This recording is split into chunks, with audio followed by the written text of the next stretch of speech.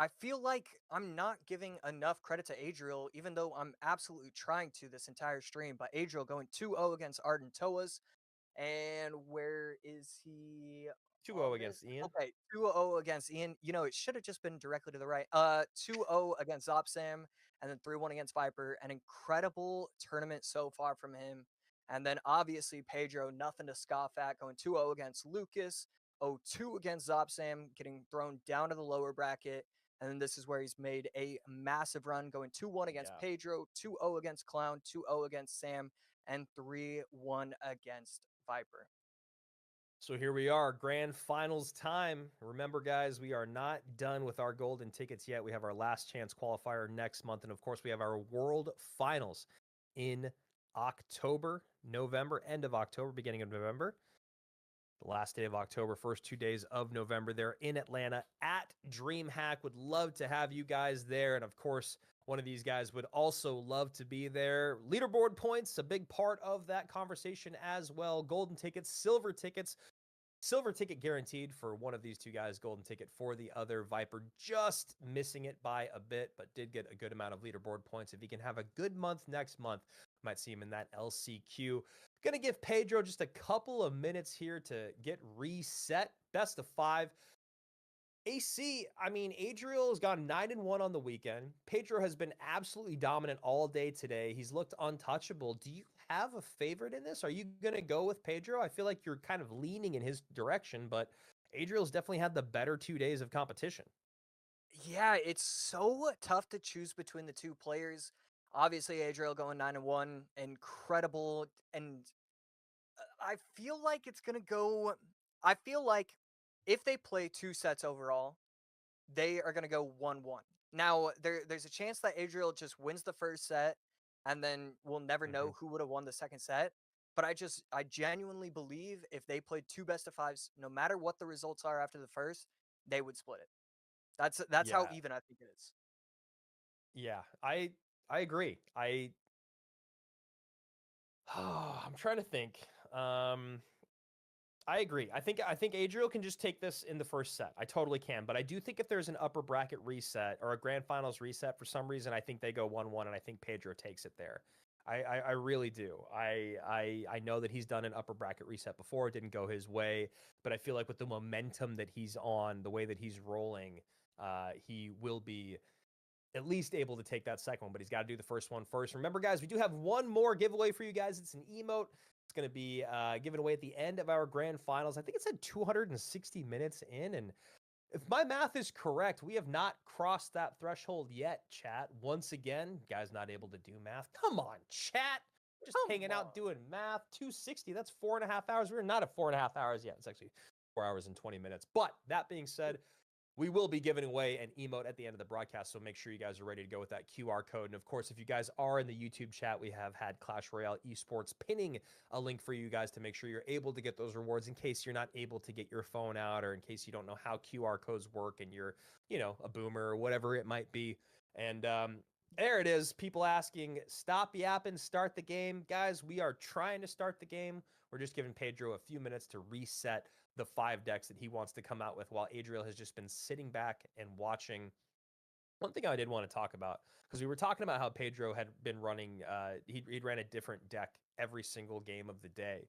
His set that he just ran against Viper, let's see what he went back to. So game number 1, he wins the somewhat graveyard mirror match. Obviously, Viper has the Ice Wiz and the Skellies instead of the Berserker and the Ice Spirit AC, and it felt like that was kind of the big difference in those 2 games and the deciding factor. Then we go into game number 2. Great mortar game here for Pedro. He goes mortar, barrel, just complete control against that boss bandit. Then in game number 3, that's when Viper was able to turn things around with that MK Prince deck that just completely overwhelmed Pedro. And then game number 4, able to take things home with the boss bandit plus the drill deck. Here we go. Grand finals coming your way. Can Adriel close it out in this best of 5, or will we be pushed to a reset? We're about to find out. Adriel going to be running the Machine Empress Gob Giant deck that we've seen More than I expected. I expected a few players to run it. I expected Zopsam to use it, of course. But I mean, most of these players are trying their luck with it, and I mean, it makes sense. It's one of the strongest decks in the game. And Pedro on the other side going to be running some version of bridge spam. Can he get the ghost out in time? He doesn't. That's three shots, three important shots from the Lumberjack. Yeah, really nice rage play there by Adriel just to clean up that last little lick of HP and then gets the Lumberjack on tower. And now Pedro going, anything you can do, I can try to do better, but the Gob Machine going to come out and tank both lanes, kiting all those units to the center of the board. Untouched, basically, is Adriel. And a big Lumberjack connection on the left-hand side leaves Pedro wanting. And I forgot to give an official answer, but I actually do have Adriel winning set 1. I have him just winning it overall just without it out, the need huh? for, no bracket reset necessary. We shall see if that's the case as of right now. Looks like you're right, but still very, very early in this game, and even earlier in this set. Spirit Empress comes down. Did you guys know that interaction? Well, now you do. Stops the battle ram at the bridge, stops the charge, but allows the barbs to come in and get a few hits. I don't love that, but I'm thinking that Adriel's got a good plan here on the right-hand side, or excuse me, left-hand side. And right there, gonna use the rage on top of the Empress. I don't know. That was just so interesting. I expected him to use it on top of the Mother Witch, try and take that out. Instead, electing not to do that. That is a healthy battle ram, getting on top of the tower, but the grounded Empress. The grounded Empress. Put it in work. Don't ask me what I want it to be called. I like the grounded Empress, though. I think that's pretty good. That was such a weird use of what felt like an advantage from Adriel. It felt like he had an advantage and just completely threw it out the window. And it felt like it was his cycle he had no idea what to do with. Like you were talking about, using that rage on the Spirit Empress just ended up to be a lot of damage taken. Now he's got a decent push on the left-hand side by baiting out the elixir on the right. 17-20 to 13-10.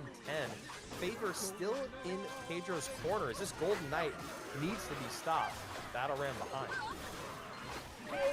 Gets it down just in time, and then shoots from long range as well. So a beautiful defense from Adriel, and that's going to be trouble on the left, trouble on the right. The Ghost not doing anything. The Empress, the Lumberjack on top of the tower, has to worry about the left side, and somehow, some way, Pedro is still alive. I thought he was losing both towers. Yeah, he somehow comes in, retargets the Spirit Empress on the right, gets enough damage to slow things down on the left, and this has just been a game of absolute haymakers being thrown back and forth, exactly what you want in the finals. And now we see Evo Lumberjack push with Battle Ram behind, Golden Knight at the bridge, trying to get that Golden Knight connection. Evo Lumberjack going to battle against one another, doesn't get on tower though. Yeah, really expected it to get to the tower. Ghost going to be able to take out the bomber. The minions are going to be able to take it out in time, I believe, and that is going to be the case.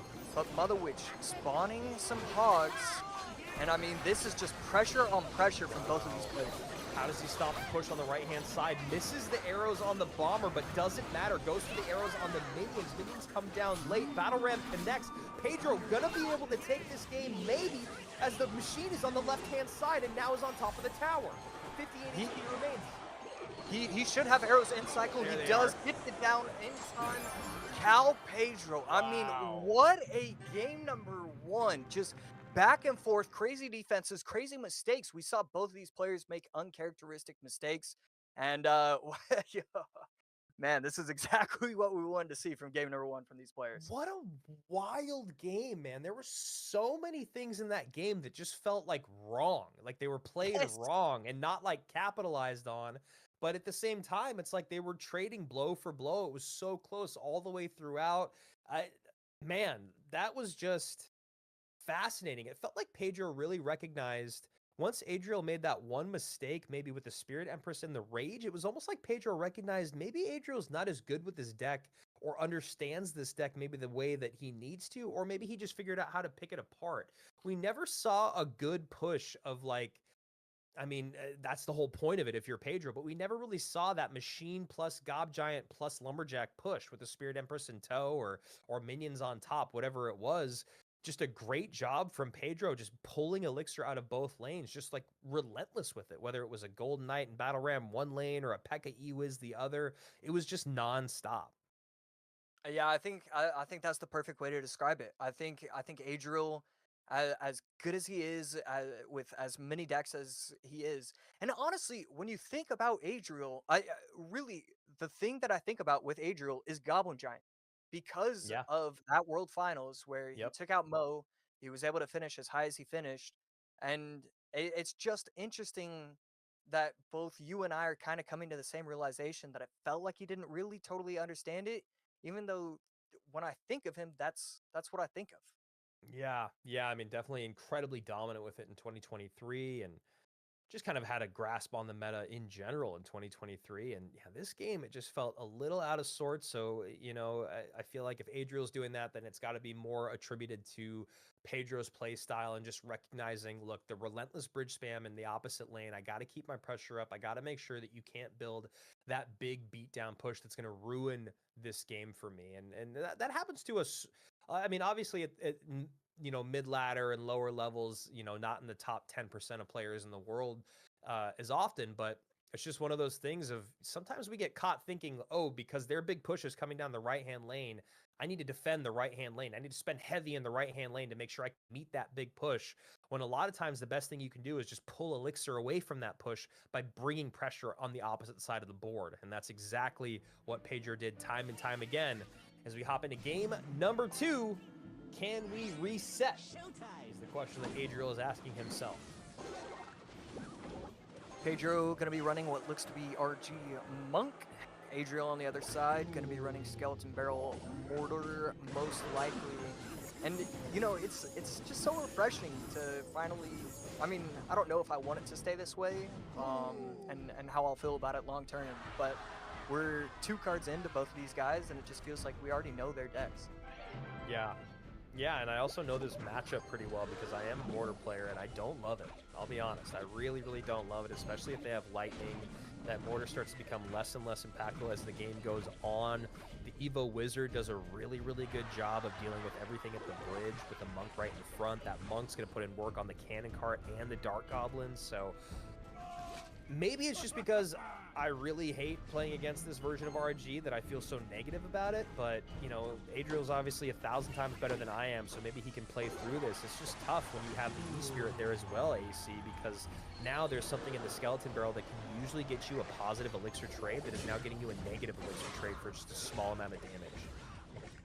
Yeah, and right there, dropping the Rage instead of, some other card, some Log, some Bar Barrel, the Rage does make this quite a bit more intimidating if you are Adriel, and we see him setting up with the defensive Mortar, and I mean, I definitely don't mind it. I think you kind of, I'm sure it's an incredible play, but this is definitely a precarious situation for Adriel.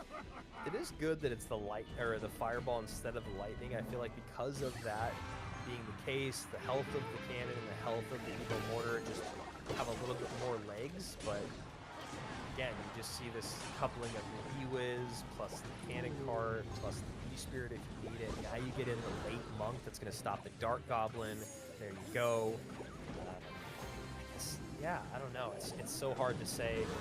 I guess Adriel needs to really make you use all of your abilities and kind of get your units out of sequence up high. But there you go. That's exactly what I'm talking about. Everything's spent. You got the Monk off the board. You got the E-Spirit out of play early. It comes back into play for the Bats. The Mortar still tanks for a bit, and you still take that RG shot. Yeah. Adriel gonna really need to figure something out if he wants to bring himself back into this game. And right there, Rage almost a little bit too early from Pedro, but not gonna be a problem. RG with the help of the Fireball should get one shot. Wow. And that's exactly what happens. Yeah, I mean, like, what you do. I feel your pain, Adriel. Show me how to beat this. Yeah, I mean, when you take a look at the matchup and you try and figure out how you are supposed to beat it, the problem is, against a player of Pedro's caliber, a lot of the answers that you can think of are not real answers. Because, sometimes you can try and get the E-Spirit out of cycle, but then he's going to have the Rage. You try and get the Rage out of cycle. Just everything he does is so pitch perfect. Right there, I think he got a couple extra skeleton shots. So there's a shot. Double drop, skeleton shot. There's the E-Spirit for that though. So Dark Goblin right behind High Fishboy. Okay, so now the Fishboy's out of cycle. I like the early fireball before the monk ability comes in. Oof, man, those guards, that was dangerous. Super dangerous. Monk not going to be able to make it to the tower. 1 minute left.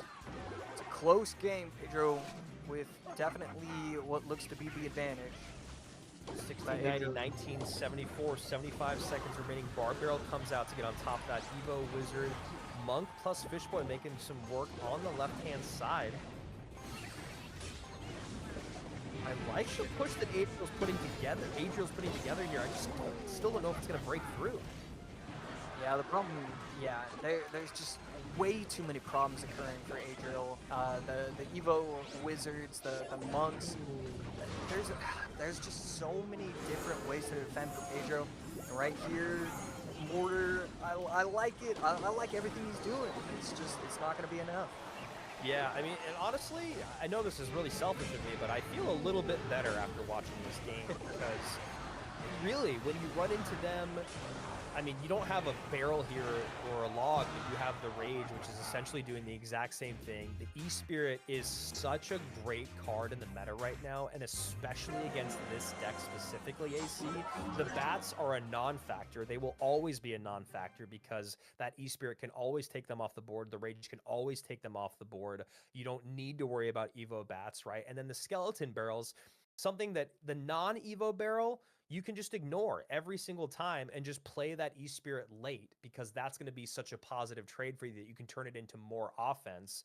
And then if you don't have it, then you've got the Rage, like you were saying. So, and if you don't have that, then you've got the Evo Wizard. And the Evo Wizard can't be touched, right? Because you saw even at the very end of the game, the idea was like, maybe if I'm lucky, that barrel will get close enough and then take the shield off the Wizard, and then I can fireball. And even then, the Wizard would still stay alive, but wasn't able to even get that sequence to come together. So I don't know. If you guys, Josh and I both have Twitter. All of us casters have Twitters. Someone, if you know how to play through that matchup or what exactly should have been done, let me know. I mean, Josh, you could just correct me right now. Is there a way to play through that, or is that just like a brutal matchup conversation? Because I'm pretty sure even when I've looked on API, it's only like 60-40 or something like that. It's not like what it feels like when you watch it.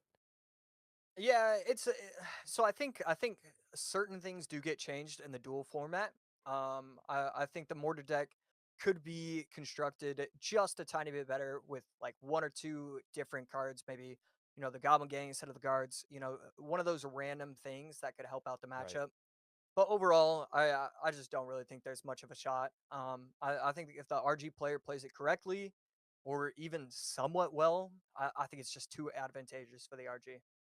You've got basically every one of your DPS cards that has a very quick and very impactful response. Dark Goblin and Cannon Cart. Monk, easy, said and done, Yep. right? It's already solved that problem. Bats, you got the Rage, you've got the E-Spirit, you've got, the guards, even the guards. It's like, well, the Wizard's almost always in tow. And if the Wizard isn't in tow, the Monk's up high and it's got the ability on. And so it just becomes a really, really difficult matchup. And then also, the baiting out the spell and then trying to create something from the spell being out of cycle also doesn't really exist because there's only so much you can do.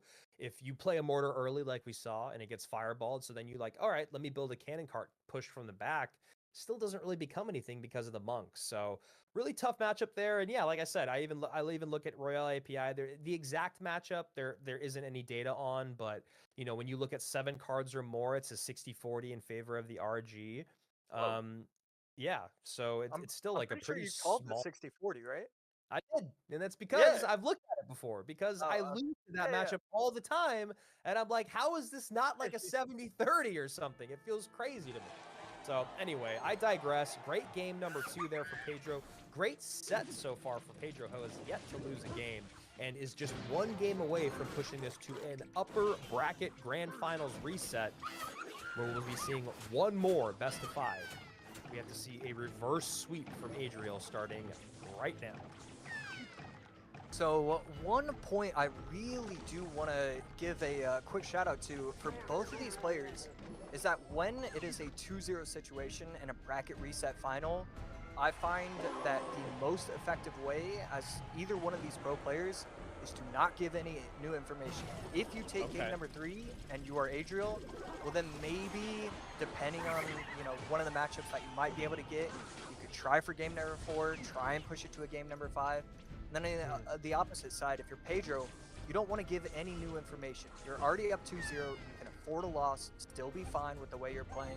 I think it's necessary for both of these players not to show anything new in a game 3. Yeah, that's really interesting. I don't think I'd ever really thought about that macro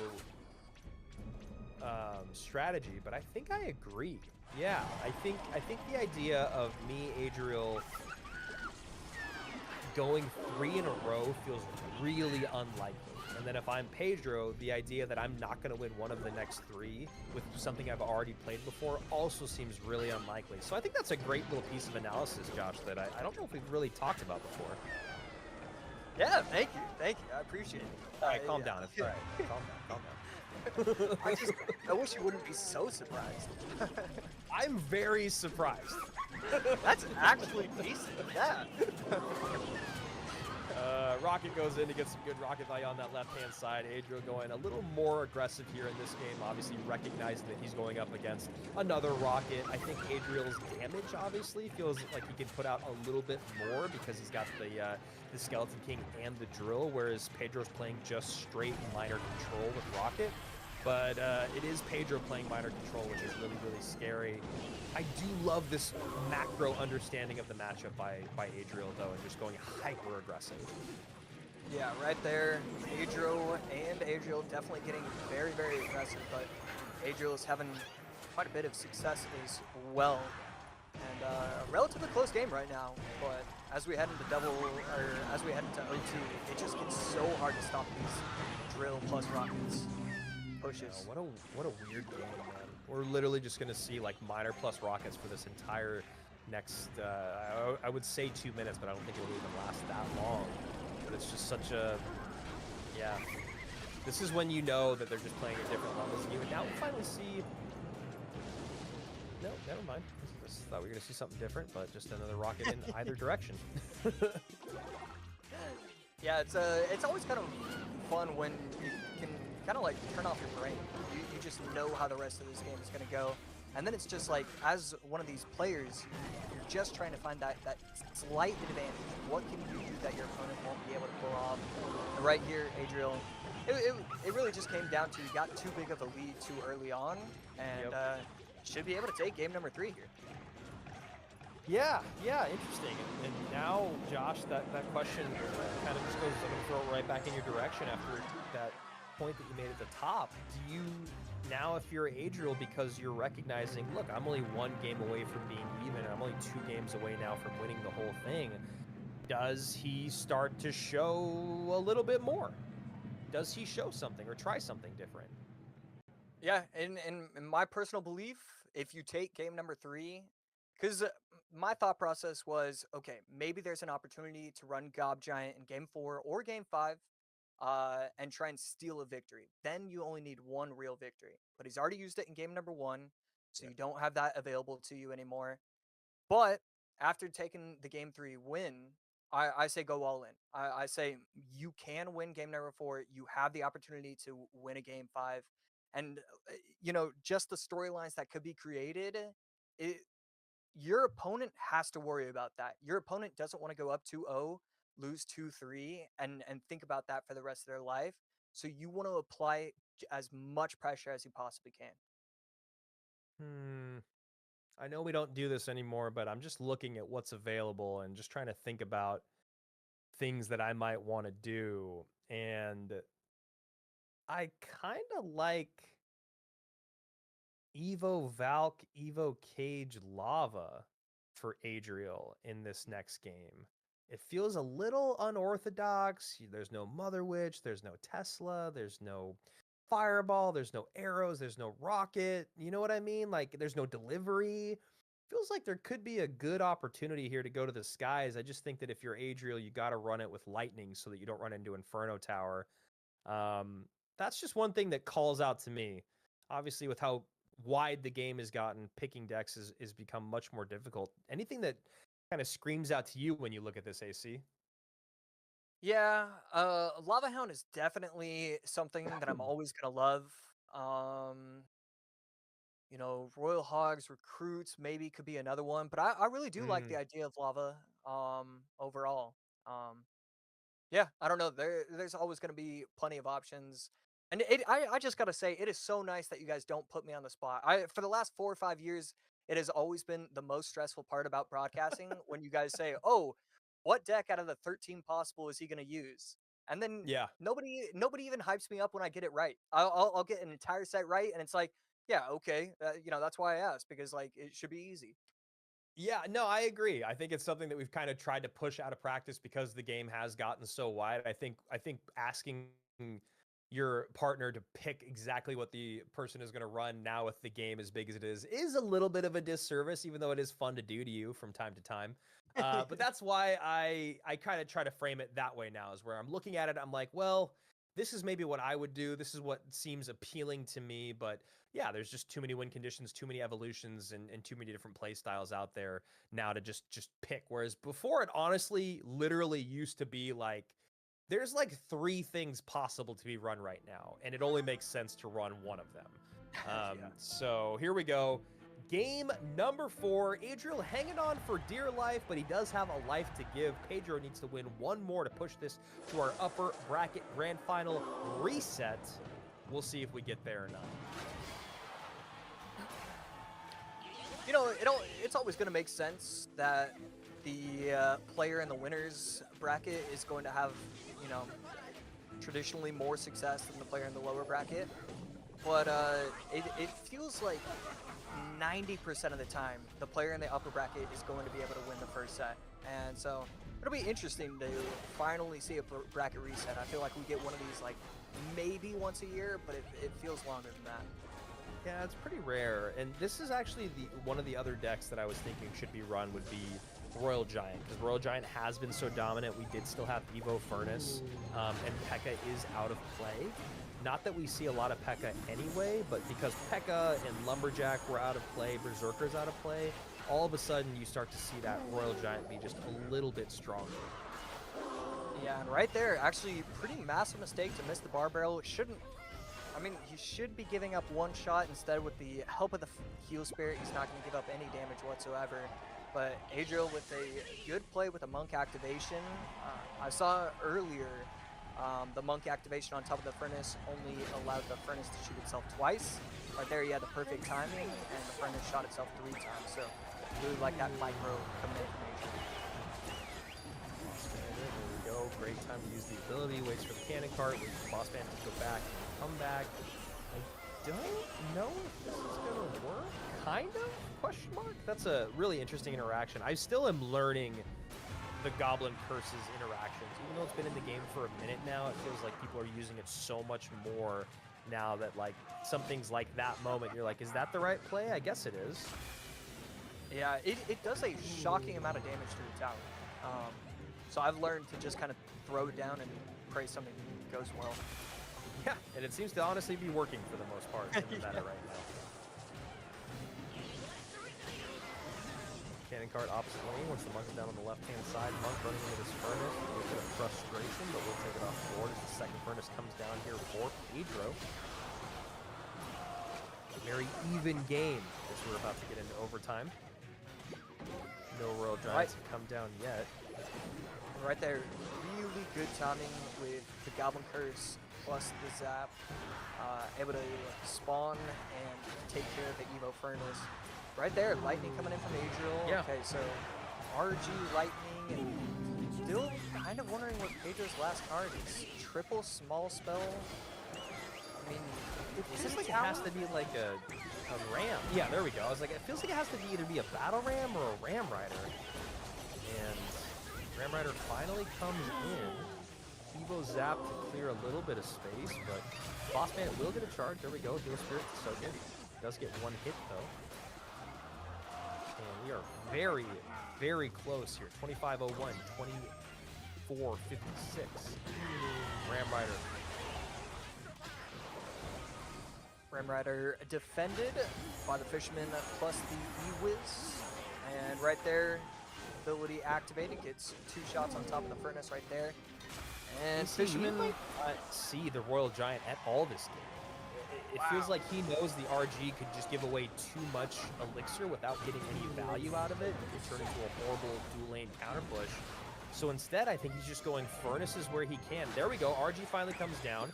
Gonna go opposite lane here to the left-hand side. Should get a shot. And that should actually just sew up the game, because look at what he baited out. The cannon cart and the furnace for the lightning. Exactly. I think you're exactly correct, and that he was waiting until triple elixir. I think that's the only time that he was going to be allowed to do that. And all of a sudden, it looks like Adriel has a chance to pull off the reverse sweep. He's obviously going to need to defend for the next 30 seconds. It can always be difficult against any type of Ram Rider deck, but you have E-Wiz, you have Fisherman, you have all the answers that you could possibly need. Yeah, I mean, that's perfect call there. I mean, that's exactly what I think I was maybe apparently trying to get to, was just, yeah, you can't wait until you have to wait until triple elixir so you can actually get that lightning in on the units that you need. He was already creating a good push on that right-hand side, and then, yeah, between the Fish Boy, the Log, and the E-Wiz, and even the Heal Spirit, which can help with the E-Wiz on defense against that Ram Rider, you've got a great way to just stop any semblance of offense. Beautifully played by Adriel, and we're going to game number 5 for all the marbles, man. Wow. I mean, 2-0, it looked like all the momentum in the world was going to Pedro. It looked like 9-1 meant nothing. This is the finals. But all of a sudden, 2-2, reverse sweep potential. Adriel playing out of his mind. Great deck selection, game number 3. Great deck selection, as well as recognition of the matchup in game number 4. And I mean, it really is anybody's game, anybody's set. Wow. And then the thing is, Pedro, you go 2-0, you go 2-2. Even if you win this, there's just so much in the back of your head like, oh man, this should have been done a while ago. I wasted all these decks. There's just so much momentum with Adriel right now. Man, I know. And now it's like, what do you run? I mean, there's no... Yeah, I guess maybe give up on lava. For some reason, I still was thinking lava. I still would like to see it, but you don't have lightning anymore, but you do have zap and evo zap, so it could work. Other archetypes that have been working well, you know, graveyard could be something, but I mean, he's got decent pieces of graveyard still available, does Adriel. Yeah, it always feels weird to run graveyard without the furnace available to you right Yeah. now. Yeah, Just man, this is... Go ahead. yeah, it just looks a little too weak, but taking a look at all of this, and it feels like everything is going to be weak. I don't really, nothing jumps out to me at this point. Yeah, you know, one thing that kind of jumps out to me a little bit is on the side of Pedro going like AQ, EQ piggies. No lightning. EQ is still available. Piggies are available. AQ's available. You did use delivery, but you could, you could substitute something else in there. You don't have log, though. Man, I don't know. This is why best of fives, I love the idea of it. I am so glad I don't have to participate in it, because it just becomes so tough. I mean, maybe some sort of bait? Bait could be kind of good. We're seeing arrows out, log out, bar barrel out, curse out, zap out, all for Pedro. Adriel could go to some form of bait, but you don't have Dart Goblin. You could just go classic bait, I wonder. Yeah, that's. I mean, you do have the Ice Spirit available to you if you are Adriel. You have the. I mean, no log. I mean, this is as intense as it could possibly get. Game number 5, almost underway. My hands are sweating like Lava clone. crazy. Lava clone. Oh my no. Calling it here, calling it now. Remember, guys, we do have one more reward to give away, so don't go anywhere. This could be the final matchup of the day. This could be the final game of the day. If Adriel is able to take it, he will be our golden ticket winner in August. If not, we're going to go to another upper bracket best of 5 where Pedro and Adriel will each have 0 lives to give, and it will be a true best of 5 as of right now. Adriel just sitting with a little bit of comfort, but I don't think he's feeling that comfortable. I think he knows he wants to get this set over with now. Yeah, I mean, it almost looks like both of these players want to get the set over with right now. Pedro no longer excited about the moment. Definitely a little bit of realization coming across for him that he was up 2-0. Now everything is going against him. I ever since you mentioned Lava Clone, like I want to like pump some stadium noise into the I background know. and get some Lava Clone ready for action. I really would love to see it, Josh. I really would. And here we go. Wall breakers to start for Pedro, already letting me down. Adriel taking the damage. That's lava. Only a lava player would take that much damage to start. Dang it. Okay. Was Doom the one that ran Lava Giant, or am I? No, Lava Hog or something like that. Okay. We don't talk about that. Doom and I have moved past that moment. We're friends now. We don't talk about the secret Hog Rider lava play at World Finals. Okay. Big shout out to Doom. Big shout out to Doom. Big fan of the guy. Pedro gonna be running. Wow, I cannot believe Empress is actually available to him in game number 5. Yeah. Definitely should have been on the radar for Adriel, and Witch going to be able to take out one of the wall breakers, but not both of them.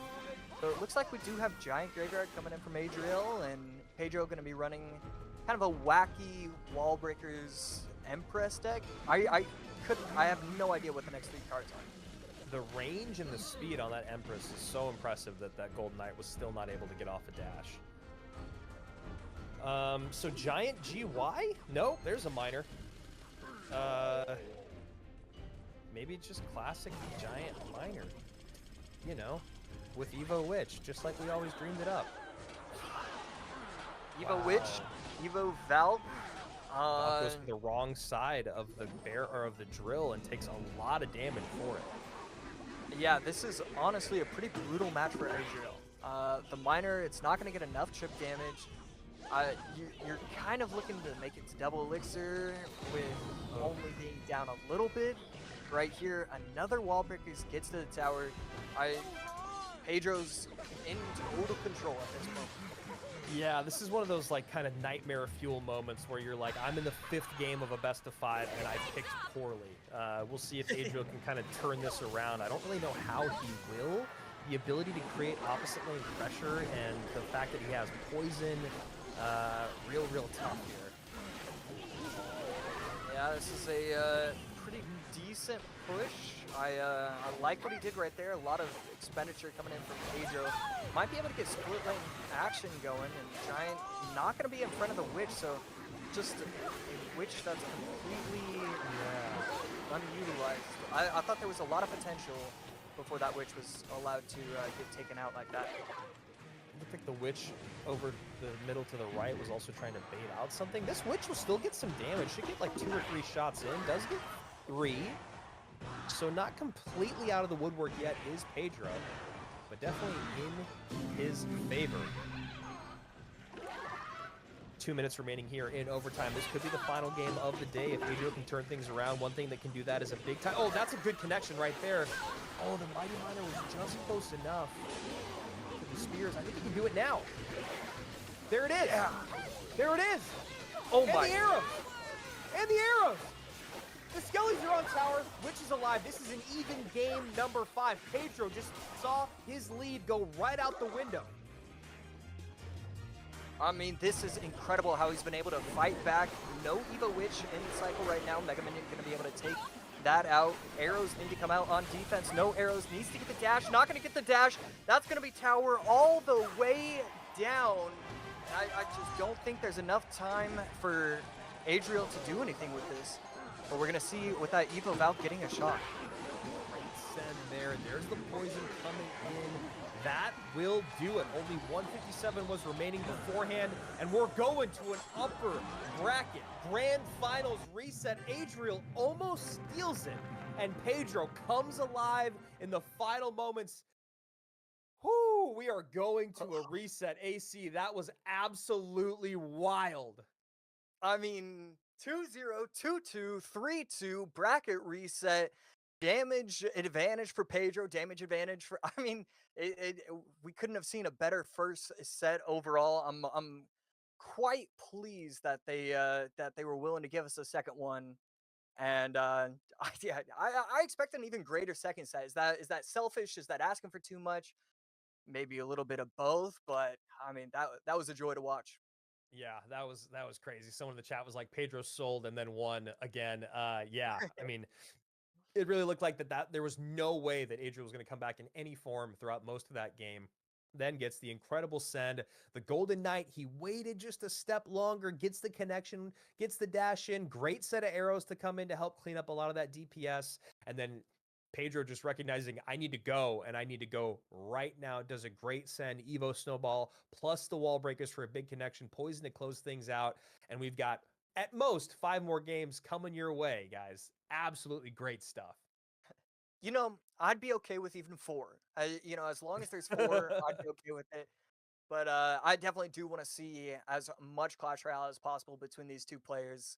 This is definitely one of those monthly finals where you just feel like you're seeing one of the better monthly finals when you're witnessing it in person. And it becomes even more interesting when Muhammad Light isn't a part of the equation. It's just two guys battling it out. Both of these players know that this is their easiest route to the World Finals. There's so much pressure on these players because it's never going to get easier than this. So here we go, looking at these 5 decks that got us here, AC. We started off with a P.E.K.K.A running into a Gob Giant. Things were going well for Pedro. Then in game number 2, a matchup that I have had trouble with for a few weeks now, whether it's the Evo Furnace or the Evo Wizard, that RG deck is very, very good. Then we got into game number 3. That's when Adriel was able to turn things around with his Giant Skeleton Drill deck. With Rocket, it was basically just a Rocket cycle deck that Adriel took the advantage of in the beginning. Then as we got into game number 4 and 5, what we just saw, game number 4, RG going up against Furnace, Boss Bandit, Ram Rider, the Ewiz, the Log, the Monk, all of it doing a great job, and the Fish Boy of keeping that Ram Rider at bay. And then in game number 5, a weird giant Goizen deck, if you will, giant miner poison with Golden Knight. Runs into a really well constructed deck still, AC. For the 5th game, we had Hut, we had Guards, we had Empress, we had Poison, we had Mighty Miner, we had Wall Breakers, we had Drill, and Evo Snowball. I mean, that is very, very impressive. Yeah, and it's honestly shocking that he was able to still have that available to him entirely. Man, taking a look at our upper and lower brackets, we've seen how all these competitors have fared so far. Adriel winning 3-1 against Viper, then losing 3-2 heartbreaking fashion against, oh my goodness, Pedro. Pedro, that's the name. That's the name. Wow. Okay, I'm ready for the second Josh set, had a but stroke. maybe I need a little bit more water. That's what I'm starting to learn. I think so. I think that's definitely what it is. And people in the chat that are asking about the emote, well, we're getting an upper bracket grand final reset. So you got to wait till the end of the grand finals. We got to know who the winner is before you guys win your final prize on the day. So don't go anywhere. Make sure you still got your phones ready for those QR codes. And now we see 2 players that are absolutely dialed in. A little bit less smiles on Pedro's face, but you know he's feeling better. And then on the other side of it, in Adriel, I mean, that's just what we see out of him, whether he's winning, whether he's losing, whether he's on fire, whether he just won the lottery. This is pretty much the most that we get out of him, and that's one of the reasons why we love him. Yeah, always so entertaining to have those kind of players. I just because anytime you can get a reaction out of them, like you want to send that reaction to your mother, and it's like, look, like this guy reacted, and she's gonna say, why? What are we doing here, Mom? You don't get it. He doesn't react. So here we go. Game number 1, bracket finals number 2. This is the last best of 5 for the whole thing. Pedro starting out this set with the Evo Wall Breakers. His previous set, he had saved it for game number 5, instead electing to use it right away. Bomb Tower going to be able to get the aggro from the Wall Breakers. They're going to go to the Bomb Tower instead of the tower. So always have to wonder if those are the correct decisions or the incorrect one. Right there, Fire Spirit not going to be able to do the dash properly, but with the help of the snowball, those goblins get a ton of chip damage. Monk crossing the bridge. I would have liked to see the activated ability just a little bit earlier. Beautiful wall breakers. If even one of these makes it to the tower, that would be one of the better interactions I've seen in my entire life. Instead, neither do, but still a very clean defense for 2 elixir. 132, one thing to recognize when looking at both of these players and the utilization of their goblin drills, a lot of these players are going 1 tile to the left, and we see that right there. And the reason why is because you don't want your opponent to be able to predict with a building, have the goblins all target the building. When you place it 1 tile to the side, they start chipping away at the tower. So that's why you're seeing kind of a new meta with the goblin drill placements. Spirit Empress taken out by the minions. Zap on top of the Fire Spirit. That's going to be a Lone Knight on the right side. We see the drill again placed off to the side. Doesn't want to give too much value to the bomb tower. Forces out the Evo Snowball. So Evo Wall Breakers for Evo Snowball. Fair trade from both of these players.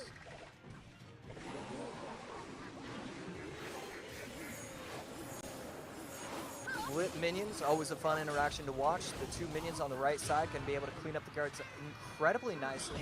We'll have to go Goblin Hut on top. That's a 5 for 2, and still not really doing anything to the Monk or the Empress. Needs the tower to help out. Nice lead here. At the moment, not a lot, but still very, very close. Poison coming in, just... I liked it. I'm very happy that I'm seeing both of them playing like very calm and collected. Yeah, definitely one of those things where you're not surprised and you can't even be mad at a player to not be able to like reset in time. But both of these players immediately doing so.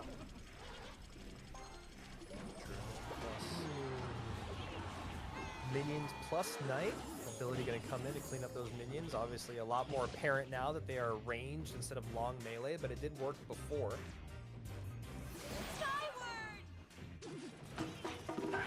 Hut gonna wake up, take out the Monk, needs to go with the Knight high, and definitely a much needed Evo Snowball. Yeah. Minions gonna be able to clean up everything right there, and I like that Pedro's still going multiple lanes, trying to get, you know, just force out mistakes from Adriel. Yeah, it's always rough when you have to use the Evo Snowball defensively. It hurts just like using the Evo Mortar defensively, but sometimes you just got to do it, man. And right here, this is going to spell trouble. Not going to be able to defend either of these wall breakers. Bomb tower on top, and a beautiful situation from Adriel just because of a really unlucky timing for Pedro. Yeah, and the bomb tower coming out is interesting just because we haven't really seen much of the bomb tower at all weekend, and it does just feel like one of those cards, especially in a best of 5, that you want to keep your best defensive buildings available, and bomb tower is still not bad. Right there, bit of chip damage. Evo Wallbreaker is going to come down the lane. Miner going to be able to protect one of the wall breakers with the help of the Zap, getting the tower down quite low. Pedro needs to figure out something incredibly quickly, but I do not think it's going to happen. Yep, and there we go. Adriel taking game number 1, starting off this set the opposite way as the previous set, as he's able to pick up a nice even game here against Pedro in game number 1. Both of them going with wall breakers. Adriel's version just a little bit better. Yeah, the bomb tower compared to the Goblin Hut definitely changed how the matchup got played. But overall, I mean, that looks like the type of matchup that Pedro's going to win 80% of the time against just any player that he's going against. So even with the Goblin Head going against the Bomb Tower, still got to give all the props in the world to Adriel for not only winning, because that's kind of the difference between the Goblin Hut and Bomb Tower, but kind of dominating. Yeah, and doing it right after dropping his best of 5, right? I mean, we were able to extend it to a best of 1. Adriel could take the whole thing right there. He ends up getting a huge swing to bring himself back into it, but still loses the game. And that's why, we've said for years, we've all talked about it. I heard the guys yesterday talking about it quite a bit. Is just that lack of emotion when you're playing is so very important. And these two guys are some of the best in the world at doing it. You know, I really do believe, you know, when you talk about the Moogies of the world and even Surgical and you talk about Mohammed Light, these guys are all pretty unflappable. Even Morton, you know Morton inside in those moments, all these guys in those moments where they drop the ball or when they take a loss, is it eats them alive. But you gotta maintain your composure. And that's something that's really, really great that we're seeing from Adriel here, because I got to admit it, I'd be pretty tilted. You know, if I lost the first two of best of five, I'd be frustrated in that moment, and then I'd get my hopes built back up after winning two in a row to then close things out, and then losing the best of five ultimately to have to do a reset against Pedro, who's done better than you in the history of Clash Royale League. It's just a lot to kind of take in all at once. He pushes it all to the side, resets, and here we go. We're going to get right into game number 2 in just one moment. Pedro versus Adriel. Adriel up 1. Obviously, winner of this going to get the golden ticket. Loser of this going to take the silver ticket. They're both going to get a good chunk of change, but only one of them gets to be guaranteed to our world finals. Yeah. Game 2. Definitely going to be on its way. Adriel, very few mistakes in that game number 1. The way he was able to set everything up, didn't really worry about the pressure. It's just such a joy to watch a grand finals where, there are going to be mistakes here or there, but when the pressure doesn't show, that's going to always be such great Clash Royale to watch. Well, then these are two players that aren't really big boom or bust players. You know, they're much more methodical. They're much more of like the ilk of Ruben than that of, like, let's say Igor, for instance, just because we were talking about him earlier. So we'll see. We'll see how these next couple games play out. Game number 2, just behind by 20 seconds or so. Not the end of the world, as we see an Evo Mortar in our second Evo Inferno Dragon on the weekend, I believe. I think we saw one yesterday. I'm seeing one now. It feels like looks of Lava Hound. Yeah, it's definitely going to depend on the final, like the remaining cards for Adriel, but going against Dark Goblin, Spirit Goblins, Goblin Gang, Quick Pressure, it's just, I don't know. It gets weird for both players, so it's going to be really interesting to see how this turns out. Yeah, as of right now, though, just no good target for that Inferno Dragon. But I guess one part of it is if it stacks up its evolutions, then it could maybe just singe through all these units pretty quickly. But that's a lot to have happen. Yeah, Pedro with quick reaction time, going to be able to protect his mortar, get 2 shots from it. Adriel also reacting relatively quickly, so 2 shots isn't the end of the world, and double elixir on its way in about 30 seconds. Dark Goblin up high, clean up the minions, gonna come around the bend there and deal with the, doesn't even need to, still in range, now deals with the Gob Brawler. And man, I just have no idea how a real offense is gonna have to be put together here from Adriel. I really don't. I mean, maybe the Evo cage is better to not have because I don't know what unit you're trying to pull in, but I don't think the Inferno Dragon actually does you any favors in that sense. Yeah, but he does have a 3 elixir lead, and Evo Gob Cage out of cycle. Yo, just looking for the positives, man. I respect it. So, definitely still has an opportunity. But yeah, I mean, there goes the lead that he had. It feels like... You're like, it's clear he owns a TV, which is great. I love television. I can see it there in the background. And Skeleton King as well, so even more trouble. Dark Goblin allow that to connect, but not really doing work. Sets up a good pusher on the left-hand side. I'd love to see Skelly Barrel pop in front of that, but instead catches with the gang. Now can go Skelly Barrel opposite lane if he wants, but instead decides to use the ability and use some spears.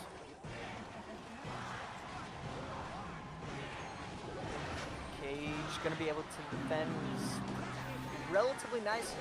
Going to be able to pop out before the Evo Gob Cage can, before the Evo Mortar can lock onto the tower. Still plays the Valk down as well. But yeah, he's just struggling so much to defend this. Yes, he can get the cage out in time, but no, it's really not going to matter.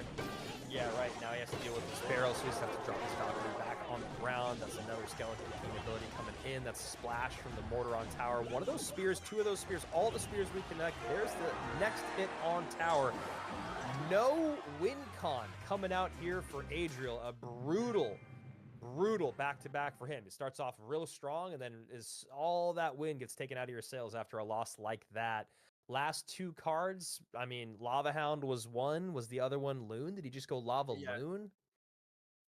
That's what it's got to be. Yeah. And I really think there was you called me out on it immediately, and yes, it wasn't a real opportunity, but I think when you're up 3 elixir, you have to recognize that you have to go in with the Lava Hound, and you have to try and tower trade.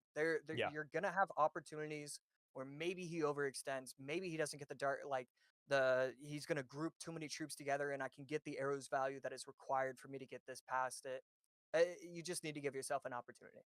No, I know. I do love to joke around, but you're right. You're 100% right in the sense of like with lava, you have to use Okay, any lightning. elixir advantage that you ever have, and then of course you have to be able to min max damage. You got to be able to take damage to give damage. A lot of times, like you said, you got a tower trade, and it was lightning, which makes sense because there's nowhere to really lightning anything on the board there, especially when your best target is like, I hope I can lightning the mortar and the tower and then something else in there, which is usually just going to be one of the pieces of the Goblin Gang because that's the way that we saw Pedro defending over and over again. So great matchup there. Adriel comes out with Lava Hound, not when I would have ideally loved him to. I like the idea of him bringing out later in a set in game 4 or game 5 once more things were taken off the board. But if you talk about this matchup, I mean, this is atrocious. There's nothing to Yeah. lightning. There's so many units that you need arrows for. You obviously only have one set of arrows. They've got a building. They've got, you've got the cannon cart to help deal with the Valkyrie. There's just so much here that there's no way to support the lava push that you need to. And yeah, we saw that Skeleton King just kind of not really having a problem being on the board, didn't really run into any issues with the minions or the Valkyrie. And that's just, again, a great testament to the pressure that Pedro was creating. Yeah, and I'm trying to figure out what I would do if I'm Adriel in that matchup, and I'm just really not coming up with anything. I think that definitely could be classified as maybe not a great deck selection. You talked about it using it later on in the set. I would have liked to see that. I'm not a huge fan of lava with no loon, lava with no miner, and if you're gonna run lava lightning, running Inferno Dragon and minions can be kind of weird. You want to Yeah. control the space, you want to control the area. So oftentimes when you're running no miner, no loon, you need the baby dragon or you need the flying machine. You need to be able to snipe certain things and then create some sort of advantage using the minions, the Inferno Dragon. Those can get taken out individually, and then it just leaves your lava with nowhere to go. Yeah, no Skelly Drags, no Spirit Empress, no Loon, no nothing to support, and no target for the Inferno either. So just not ideal. I mean, again, that's why I think it's just better to bring it out later in the set. It's clear that Adriel is not. I mean, honestly, it's also kind of clear that he's not super comfortable playing it. I mean, although Pedro did a really good job of making him play uncomfortably, it didn't seem like Adriel was a super seasoned lava player that would have known when to sacrifice a tower or tower trade or min max damage to actually create a push. I mean, you have to be able to get at least one lava down. It's not the same as going up against Mother Witch and knowing that you can't play Graveyard. It's a little bit different. So just no opportunity there. He's got, it's what is that, 11? Yeah, it's 11 to get all the way back around in a 4-card cycle with an average elixir of 4. He leaks almost 6 elixir throughout that game. So just not really knowing what to do and when to do it was Adriel in game number 2, and Pedro back in the driver's seat after losing game 1, winning game 2. I know it's all evened up, but I think just on their faces, you can see that Pedro's feeling himself just a little bit more. So Pedro could be Hog after seeing the Ice Spirit plus the Firecracker. On the opposite end, Adriel Zerker plus Bomber. We could see Goblin Giant, but after seeing the Tesla, maybe the Drill Rocket deck that we had seen earlier, I think in the previous set. There's the drill. Ice Spirit for the Skellies. More Skellies for the Ice Spirit. Now you want to look at it, log to clean up. You know, the evolution of the placement of Goblin Drills, it Yeah. felt like it was about time. I was kind of surprised that I mean, it's been out in the game for a year, 2 years, whatever it is. It felt like people are finally, it feels like people are finally starting to understand how they should be playing it. Yeah, the variability of the placement on it is really nice. It also keeps your opponent guessing of where they need to play their troops. I actually really love the super deep Goblin Barrel in the corner, that because people are so used to defending up high that sometimes units will just walk away completely and then they have to spend another one. So yeah, I agree. I think the evolution of placement on Goblin Barrel is something that's really interesting, and I'm glad that it happened. It's just fascinating that it took so long for it to happen. Yeah. And as we are 20 seconds away, a beautiful prediction right there from Adriel. Oh my goodness, gorgeous prediction. Wow. And you're gonna get, you're gonna force out skeletons. I mean, that's, you know, one of those plays of the game, plays of the day, really. And I mean, that's the difference between taking 900 damage and then forcing out extra elixir. Wow. Absolutely. 4 elixir advantage there. Decides to use 2 of it on the Berserker because the boss bandit was out of cycle, so he's not actually able to put in a good push. So kind of unfortunate cycle-wise, but I still like the idea of how he's using the advantage to his favor, even if he's not going to get much out of it. Does get a little bit of poison damage, does maybe mess up the cycle, and should get a King Tower activation. So at the end of the day, all things kind of fell into place nicely there for Adriel. Yeah, really good spot. Drill placed off-centered. One of the goblins going to be able to almost 1v3 the skeletons instead of the final third Larry. Going to be able to take it out, and Evo Tesla over the middle to take out the heart.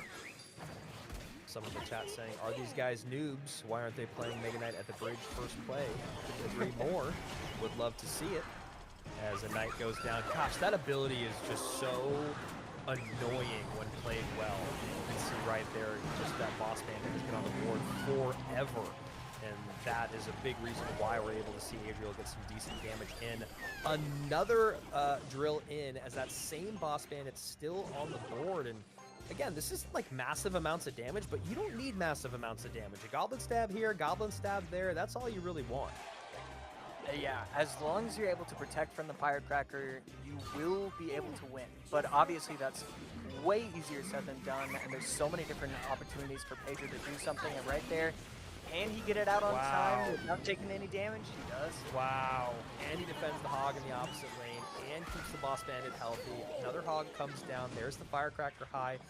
Late snowball and the ice spirit. Absolutely beautiful, Josh. And right there, boss bandit on the left side, getting the left tower down. Log out of cycle. That's going to be a bomber on top of the tower, plus the goblins, plus the berserker. Adriel taking game 3. The micro, the macro, the two of them combined from Adriel in that game, always ready for that firecracker. I will literally sit there sometimes in games and I'll be like, okay, they have a firecracker. And I'll just say that over and over in my mind so that I don't forget it. And then I forget it in the one moment where it's important. Adriel always ready to go, always finding innovative ways to defend. Oh, I'm going to go late snowball with the berserker and then an ice spirit offset. I'm going to go high Tesla to protect. I'm going to go goblins out early with an ice spirit. Like, so many great things. And I love that you were calling it out. All I need to do is stop that firecracker from connecting. So much easier said than done. But Adriel knew that's the only way he's going to lose that game. Perfect hog defense throughout. Beautiful stuff. The hog defense with the snowball plus bomber plus ice spirit was one of the most beautiful. Like, it was just, it happened in slow motion for me. I got to see it. I mean, it felt like I was witnessing a birth in person. Like, that's how beautiful that moment was. Yeah, it's like when you see a brand new play that you've never seen before when you've watched the game for as long as you have, and like, you know, it's not quite as flashy as certain King Tower activations or whatever because it's just a firecracker missing one shot, but the timing, the ability, the hog rider, everything. I mean, that tower was at 2191. The firecracker doesn't hit the bomber. It hits the ice spirit, all of it. Just absolutely immaculate. And then still ready to go with the Evo snowball. Cage with the Evo snowball, Drill, with the Evo snowball, baits out the log early from Pedro. Then the bomber gets on top of tower. Just the sequencing, the placement, everything. Absolutely perfect from Adriel, and that's why he takes game number 3. So we had a 5-game best of 5 set number 1, and set number 2. It's now 2-1 for Adriel, but so far we've seen Adriel, then Pedro, then Adriel. So you know, it wouldn't be shocking if we saw Pedro win it again. I mean, could we see a 5-game best of 5 followed by another 5-game best of 5? That's got to be the first time in CRL history. So we're seeing some pretty cool history right now. Yeah, and this is 9 games in. 9 games in right now. We're about to see our 9th game in a row between these two players. Who's going to take it? Adriel could win the whole thing and the golden ticket once again. This is match point, as they say. Once again, he had it in the last best of 5. He has it once again. Or can Pedro extend just a little bit longer and then maybe steal game number 5 once again? You love to see it. This is CRL 2025, of course, GKR Gold Edition. We've given out 2 golden tickets, one to Ian77 and the other one to a little guy named Mohammed Light for our World Championships at DreamHack Atlanta at the end of October, beginning of November. Really, really excited for that to be back stateside. And I know I just keep like vaguely saying the days, but just to let you guys know, it's the 31st, the 1st, and the 2nd. 31st of October, 1st and 2nd of November. Get your tickets now. Get your tickets to Atlanta before those hotel prices skyrocket. That always happens at these huge events, right? That's something that happens. And of course, follow along on the channel. We're not done yet on the year. We still have our last chance qualifier. And if you're not able to make it to World Finals, this is where it will be streamed. So subscribe here. Follow along with all things Clash Royale on IG and on X at Clash Royale or at Esports Royale EN. And of course, you can follow me and Josh, Juicy, and Rich as we'll be commentating with you guys along the way.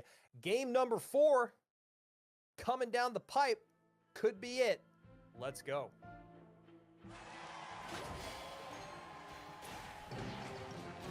I mean, I love what I'm seeing from Pedro. Use one of the best cards in the game. You need a win. You need to play one of your best decks, your strongest decks. I think Furnace. This is actually a perfect deck in my opinion. And he's going to go Furnace, Monk, plus what I thought was here. Right? Is it still going to be? We saw Ewiz with RG a lot yesterday. Okay, so it is still going to be RG. And high Fishboy to pull, and that's some dangerous placement, but you love to see it because that's the confidence that you need right now from Adriel. Late Fishboy, high pull, late Gob Hut, no damage taken. So, excuse me, 1 shot from the RG went in.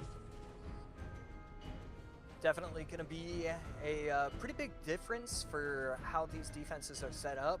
The difference between having the Monk and the Fisherman and the Skeleton King, and all of those are going to add up quickly.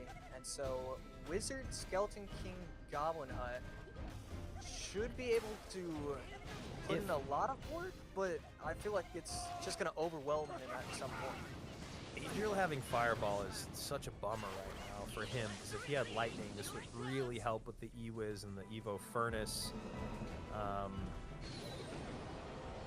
It's so interesting because it just feels like there's so much more utility on Pedro's side of the board with the Monk and the Ewiz and the Furnace, whereas on Adriel's side of the board, it just looks a little bit heavier, like downhill push, like I need the Skeleton King and the RG with the Fishboy and Evo Wizard behind. It doesn't feel quite as synergistic. We'll find out. Here we go. 1 minute just ticking by, only 50 seconds remaining here in regulation. Those Spear Goblins doing a good job. Cleaning up everything quite nicely. Fisherman in the middle, yanking away for Pedro. Another Goblin Hunt put down on the map. Fisherman going to try and fish slap, trying to yank the Monk away. Not going to happen. And this is where it is. I mean, this is exactly what we expected. It's so difficult to really stop these pushes from Pedro. and looking like a push coming to come down the right-hand lane here. There's the fish blower. Evo Wiz, Fireball Plus, going to clean both those up. And just like what we were talking about, there's very little utility to support Adriel's pushes, whereas you look on the other side of it, it feels like there's just so much more for Pedro. Right here, should activate the ability. He does. The monk going to get the reflection twice on top of the tower. The Fishman's going to gank the monk instead of the RG. Going to be able to protect the RG as well with the help of the E-Spirit plus for the Furnace. I mean, perfection. Yeah, and you know, the thing that's really calling out to me here, AC, is looking at the Skeleton King in this deck instead of the Monk makes me think, is Adriel trying to save the Monk for, I don't know, Hog with Monk or Balloon with Monk? There's got to be some other place where he's expecting to use that Monk, because there's no reason not to use it in this deck. Yeah, and which is something I really don't like. I don't think you should be able to kind of predict that for the game number 5. I think it definitely comes down to it was a pretty big mistake, and one that gives Pedro all the momentum in the world. Fireball coming in, gonna hit the hut, and the lizard. Tower goes down. Once again, here we are. Best of 5, game 5. Last set we went 2 blue, 2 red, or whatever it was. It was 2 Pedro, then 2 for Adriel. Now we mix it up. We go back and forth, back and forth. Game number 5 coming your way. Winner of this goes to World Finals. Loser of the next game gets a silver ticket, some cash, and another chance, another opportunity to make it. But of course, you want that 15K. You want that golden ticket. And AC, I got to tell you, I cannot tell you which way this set is going. I still think I lean in favor of Pedro now based off what we said earlier, which is the momentum of winning the first set, the lack of momentum from losing the first set. But then also, I do feel like the decksmanship has been just a little bit better out of Pedro today. Yeah, and that's something we were priding Adriel on. Yeah. Adriel for, and it just feels like there's been just a little baby outplay when it comes to the decksmanship from Pedro so far. It feels like once a set he's getting a win, and you can't allow a player of his caliber to just basically starting both of these sets up 1-0 because of some sort of matchup. We saw it in this set with the Goblin Gang, the Goblin Frenzy going against the Lava deck.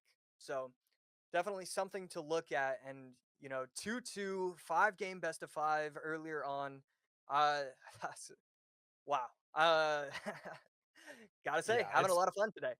Yeah, I mean, this is as good as it gets when you talk about the end of your run. And I saw someone in the chat asking about silver tickets and the last chance qualifier. So just to give a quick rundown on what that is, every single event that we've had this year, the golden ticket events, we give away a golden ticket. There's going to be 4 of them in total, right? But in the LCQ, we are also giving away silver tickets. So if you did not win your month, if you got second place, you're getting a silver ticket, which gets you straight on through to the last chance qualifier.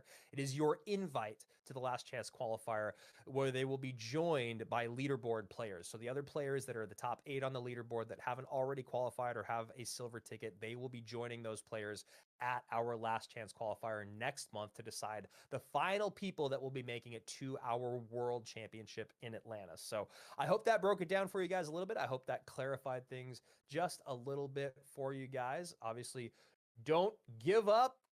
Keep trying. You could be here on the biggest stage in the world, and we would love to commentate your matches. We've seen that pretty much every month this year. If I go back through, I'm gonna here we go. Yeah, Retired and X Ali were 2 guys that we hadn't really ever seen at the highest level. They made the Kalalis Cup Gold Edition.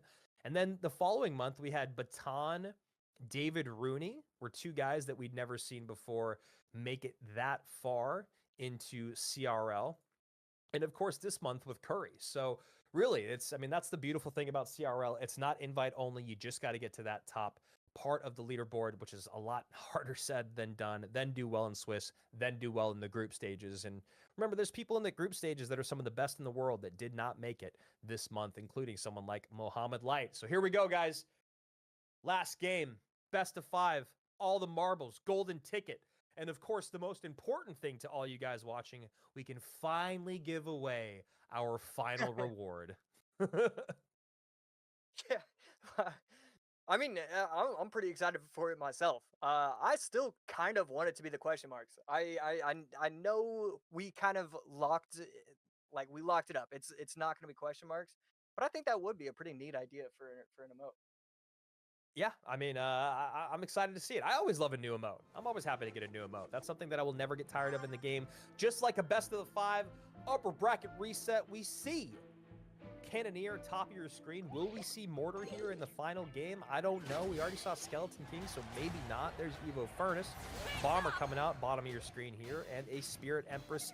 Something that Pedro has done in both best of 5s is keep that Spirit Empress for the final game.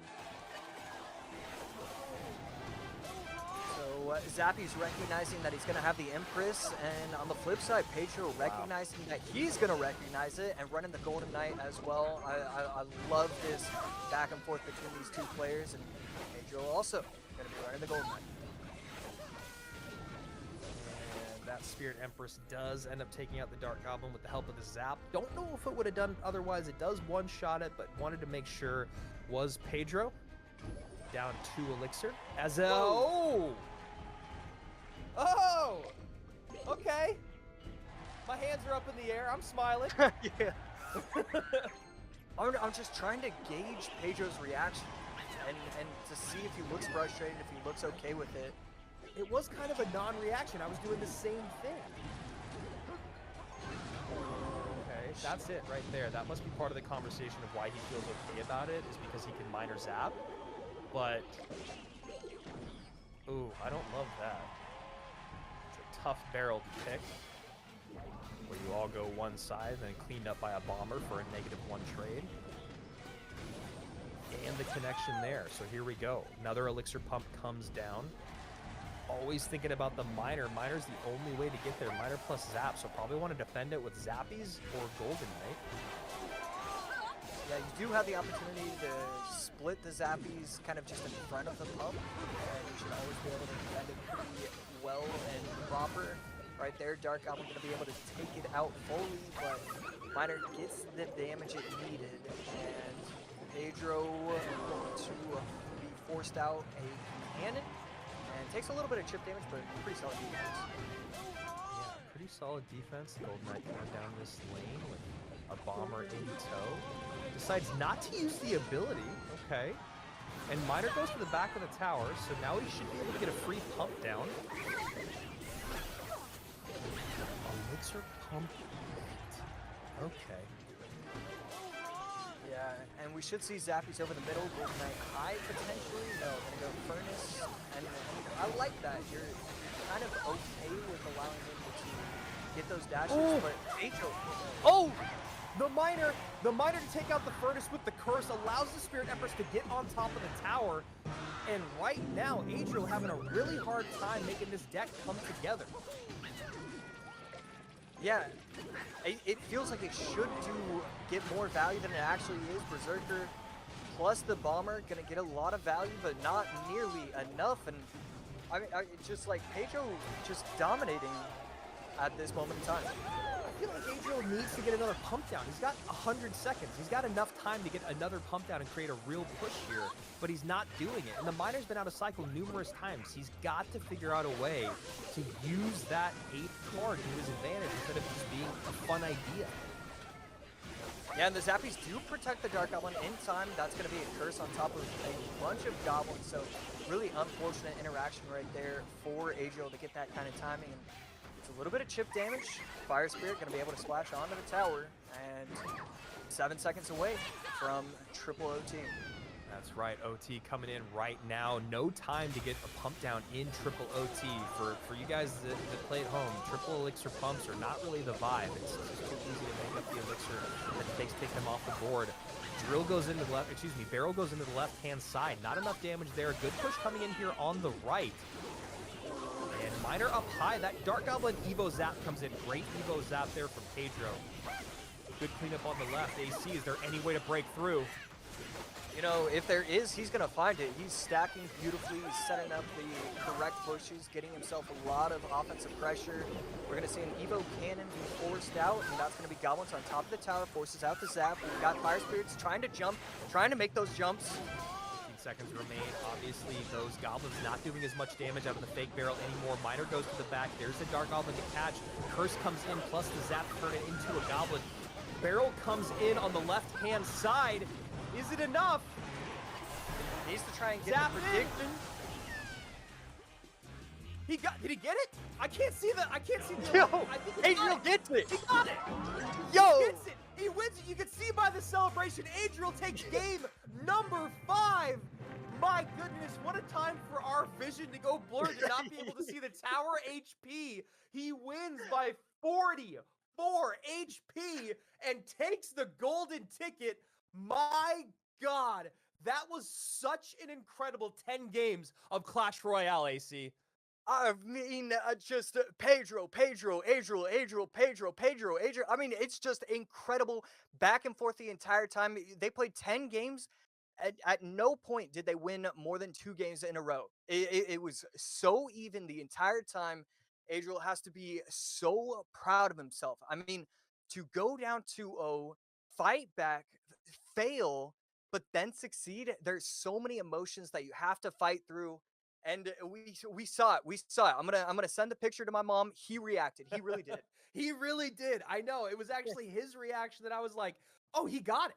He absolutely got it. You and I were both just dying to read the HP on the screen to see who it was. And then we saw a huge reaction from Adriel. But then at first I was like, is he mad?